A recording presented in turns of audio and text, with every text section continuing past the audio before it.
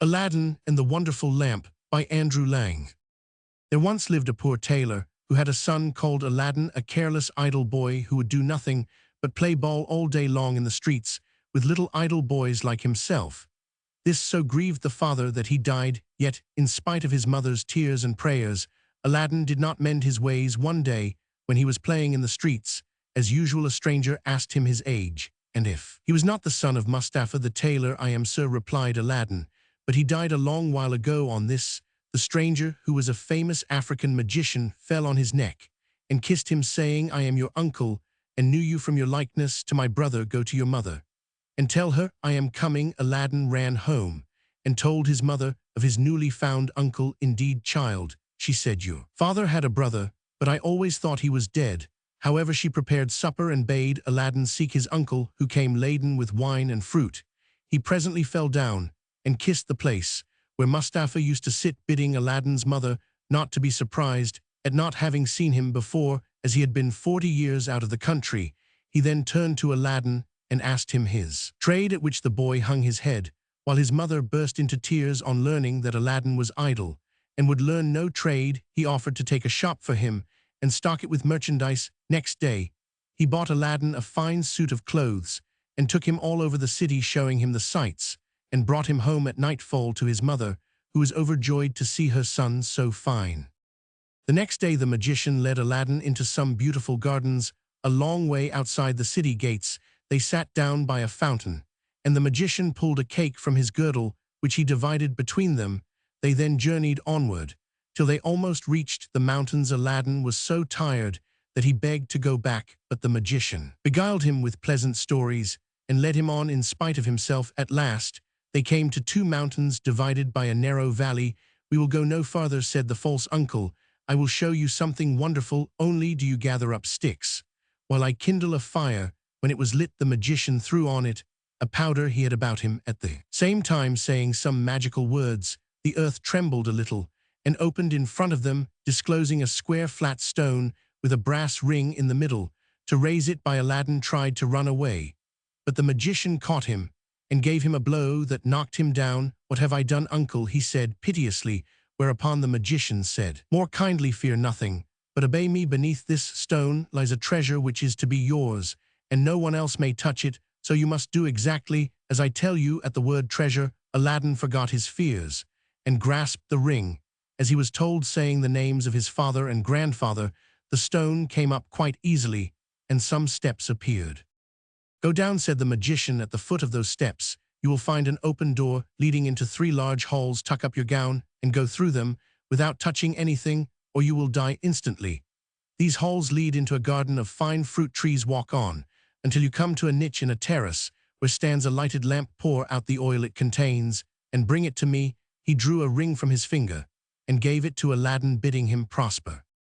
Aladdin found everything as the magician had said, gathered some fruit off the trees, and having got the lamp arrived at the mouth of the cave. The magician cried out in a great hurry, "Make haste and give me the lamp." This Aladdin refused to do until he was out of the cave.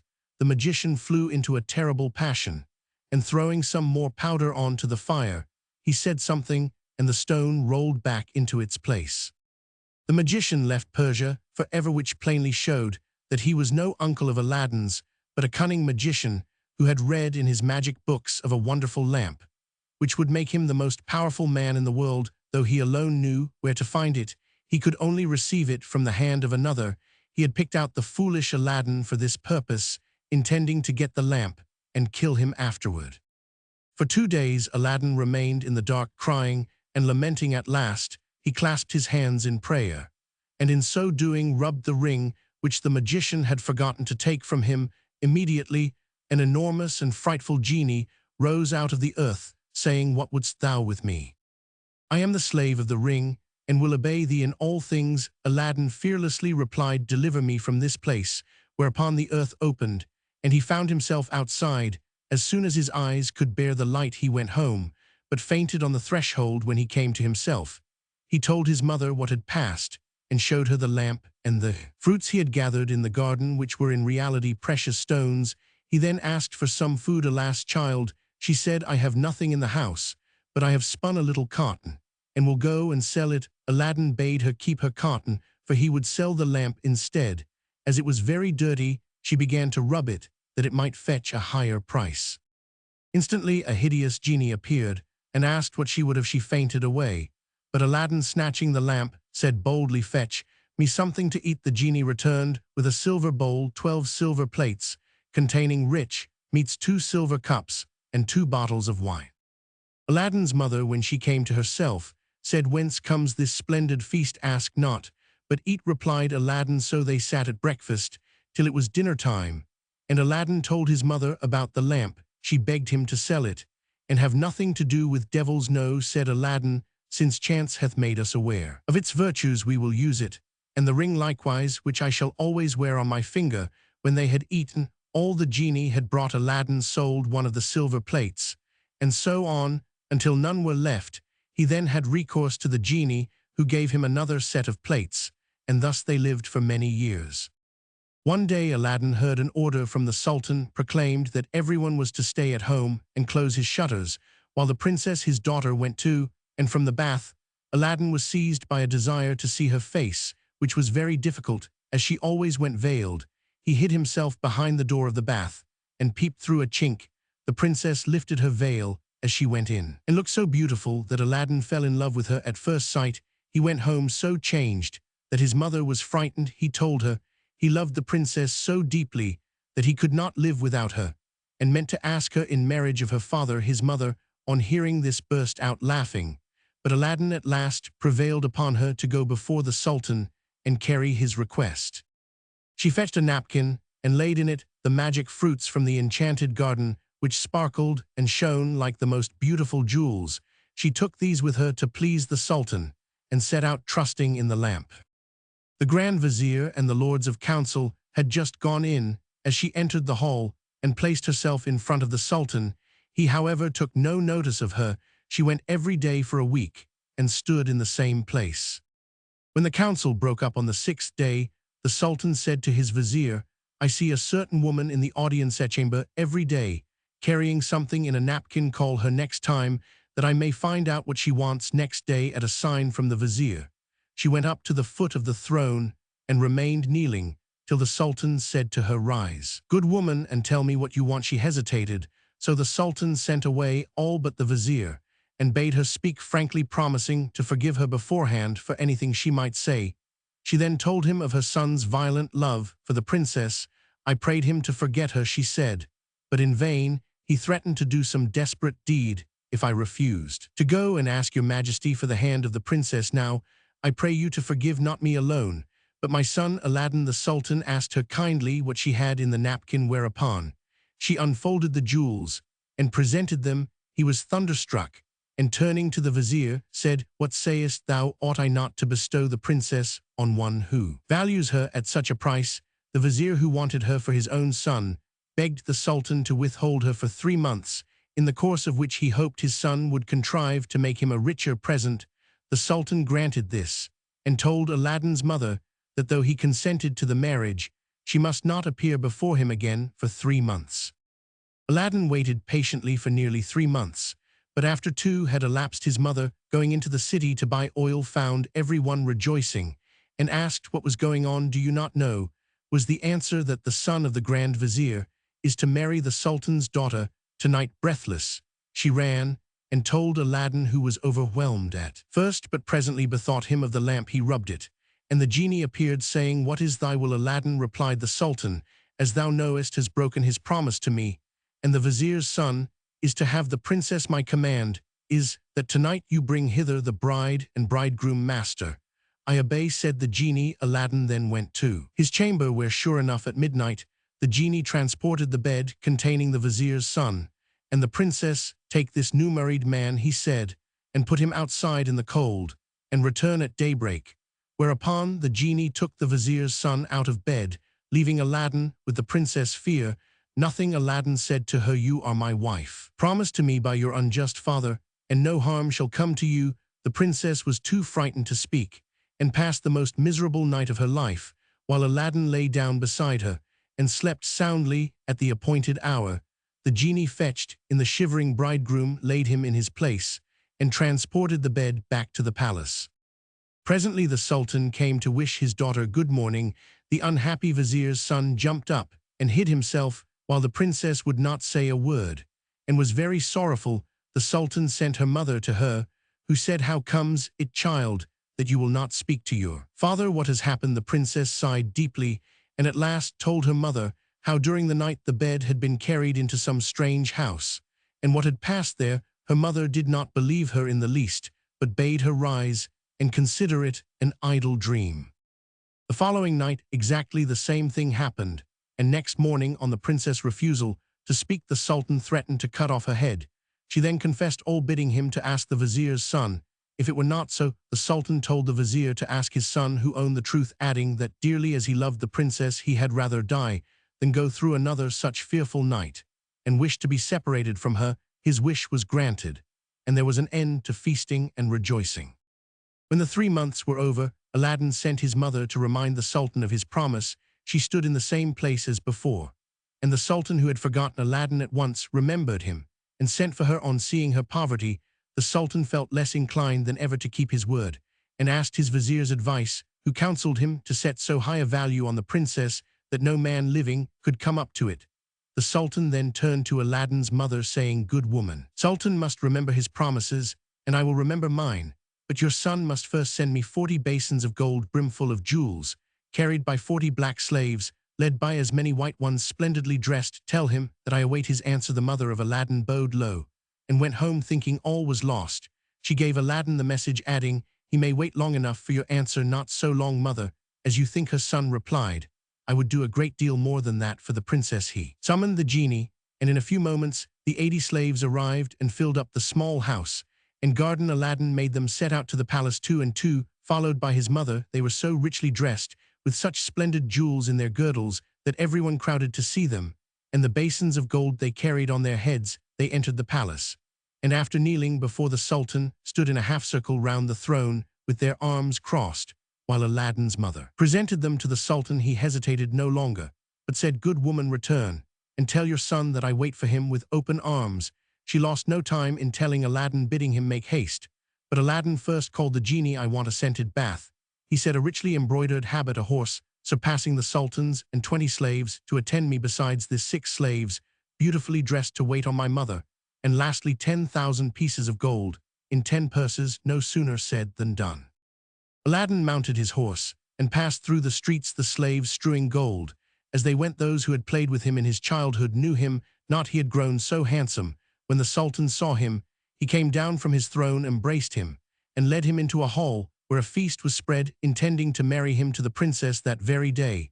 But Aladdin refused, saying, "I must build a palace fit for her," and took his leave. Once home, he said to the genie, "Build me a palace of the finest marble, set with jasper, agate, and other precious stones. In the middle you shall build me a large hall with a dome, its 4 walls of massy gold and silver, each having 6 windows, whose lattices, all except one which is to be left unfinished, must be set with diamonds and rubies.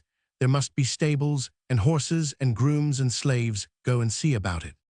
The palace was finished by the next day, and the genie carried him there and showed him all his orders faithfully carried out, even to the laying of a velvet carpet from Aladdin's palace to the Sultan's. Aladdin's mother then dressed herself carefully and walked to the palace with her slaves, while he followed her on horseback. The Sultan sent musicians with trumpets and cymbals to meet them, so that the air resounded with music and cheers.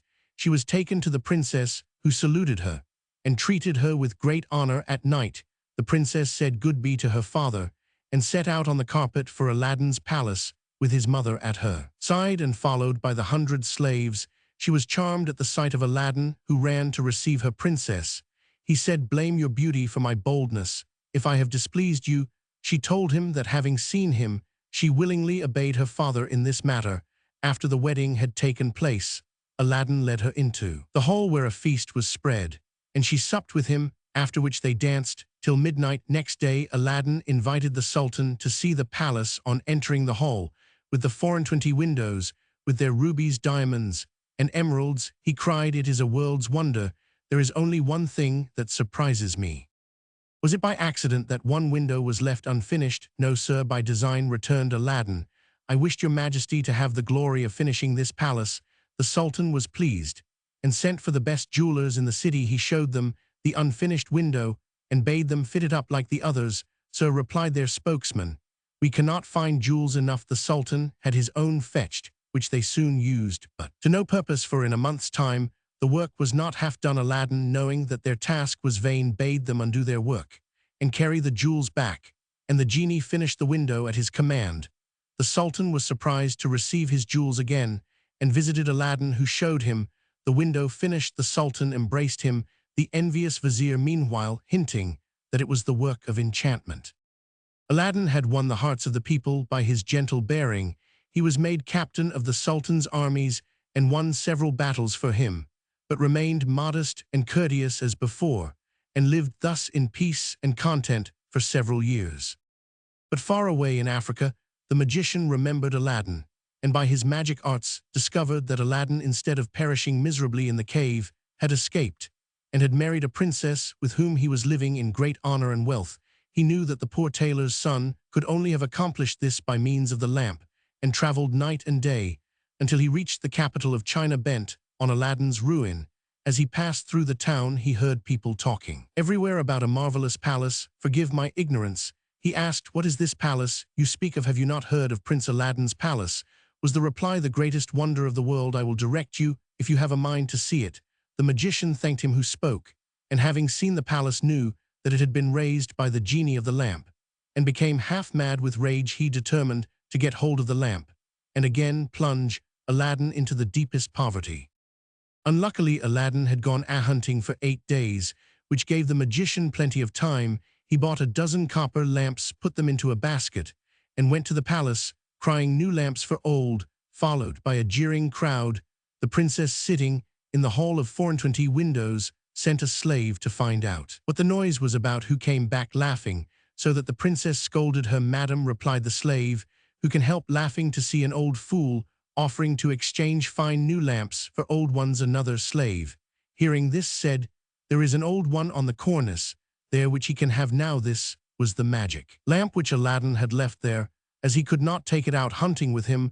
The princess, not knowing its value, laughingly bade the slave take it and make the exchange. She went and said to the magician, give me a new lamp for this. He snatched it and bade the slave take her choice. Amid the jeers of the crowd little he cared, but left off crying his lamps, and went out of the city gates to a lonely place, where he remained till nightfall. When he pulled out the lamp and rubbed it, the genie appeared, and at the magician's command carried him, together with the palace and the princess in it, to a lonely place in Africa. Next morning the Sultan looked out of the window toward Aladdin's palace and rubbed his eyes, for it was gone. He sent for the vizier and asked what had become of the palace.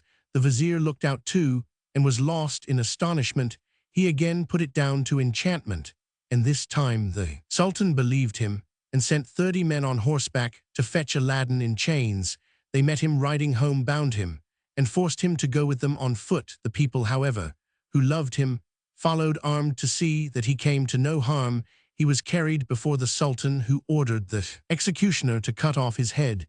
The executioner made Aladdin kneel down, bandaged his eyes, and raised his scimitar to strike. At that instant the vizier, who saw that the crowd had forced their way into the courtyard, and was scaling the walls to rescue Aladdin, called to the executioner to stay his hand. The people indeed looked so threatening that the Sultan gave way, and ordered Aladdin to be unbound, and pardoned him in the sight of the crowd.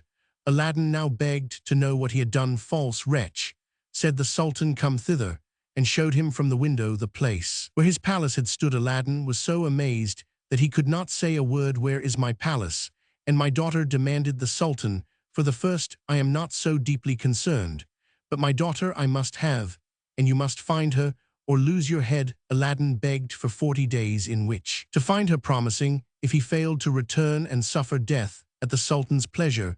His prayer was granted, and he went forth sadly from the Sultan's presence. For 3 days he wandered about like a madman, asking everyone what had become of his palace, but they only laughed and pitied him. He came to the banks of a river, and knelt down to say his prayers before throwing himself in. In so doing, he rubbed the magic ring he still wore. The genie he had seen in the cave appeared, and asked his will save my life. Genie, said Aladdin, bring my palace back. That is not in my power, said the genie. I am only the slave of the ring. You must ask him of the lamp. Even so, said Aladdin. But thou canst take me to the palace and set me down under my dear wife's window. He at once found himself in Africa under the window of the princess and fell asleep out of sheer weariness. He was awakened by the singing of the birds, and his heart was lighter. He saw plainly that all his misfortunes were owing to the loss of the lamp, and vainly wondered who had robbed him of it. That morning the princess rose earlier than she had done since she had been carried into Africa by the magician whose company she was forced to endure once a day. She, however, treated him so harshly that he dared not live there altogether. As she was dressing, one of her women looked out and saw Aladdin. The princess ran and opened the window, and at the noise she made Aladdin looked up. She called to him to come to her, and great was the joy of these lovers at seeing each other again. After he had kissed her, Aladdin said, I beg of you, princess, in God's name, before we speak of anything else, for your own sake and mine, tell me that has become of an old lamp I left on the cornice in the hall of 24 windows when I went a-hunting. Alas, she said, I am the innocent cause of our sorrows. Told him of the exchange of the lamp. Now I know, cried Aladdin, that we have to thank the African magician for this. Where is the lamp? He carries it about with him. Said the princess, I know, for he pulled it out of his breast to show me. He wishes me to break my faith with you and marry him, saying that you were beheaded by my father's command. He is forever speaking ill of you, but I only reply by my tears. If I persist, I doubt not, but he will use violence. Aladdin comforted her and left her for a while. He changed clothes with the first person he met in the town, and having bought a certain powder, returned to the princess, who let him in by a little side door. Put on your most beautiful dress, he said to her, and receive the magician with smiles, leading him to believe that you have forgotten me. Invite him to sup with you, and say you wish to taste the wine of his country. He will go for some, and while he is gone, I will tell you what to do. She listened carefully to Aladdin, and when he left, she arrayed herself gaily. For the first time since she left China, she put on a girdle and headdress of diamonds, and seeing in a glass that she was more beautiful than ever, received the magician, saying to his great amazement, I have made up my mind that Aladdin is dead, and that all my tears will not bring him back to me. So I am resolved to mourn no more, and have therefore invited you to sup with me. But I am tired of the wines of China, and would fain taste those of Africa. The magician flew to his cellar, and the princess put the powder Aladdin had given her in her cup. When he returned, she asked him to drink her health in the wine of Africa, handing him her cup in exchange for his. As a sign, she was reconciled to him. Before drinking, the magician made her a speech in praise of her beauty, but the princess cut him short, saying, let us drink first, and you shall say what you will afterward. She set her cup to her lips, and kept it there, while the magician drained his to the dregs, and fell back lifeless. The princess then opened the door to Aladdin, and flung her arms round his neck. But Aladdin put her away, bidding her leave him, as he had more to do.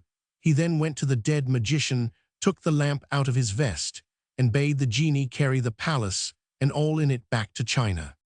This was done, and the princess in her chamber only felt 2 little shocks, and little thought she was at home again. The sultan, who was sitting in his closet mourning for his lost daughter, happened to look up, and rubbed his eyes, for there stood the palace, as before. He hastened thither, and Aladdin received him in the hall of the 24 windows with the princess at his side.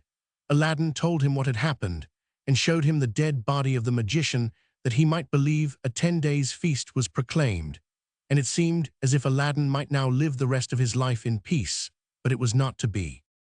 The African magician had a younger brother who was, if possible, more wicked and more cunning than himself.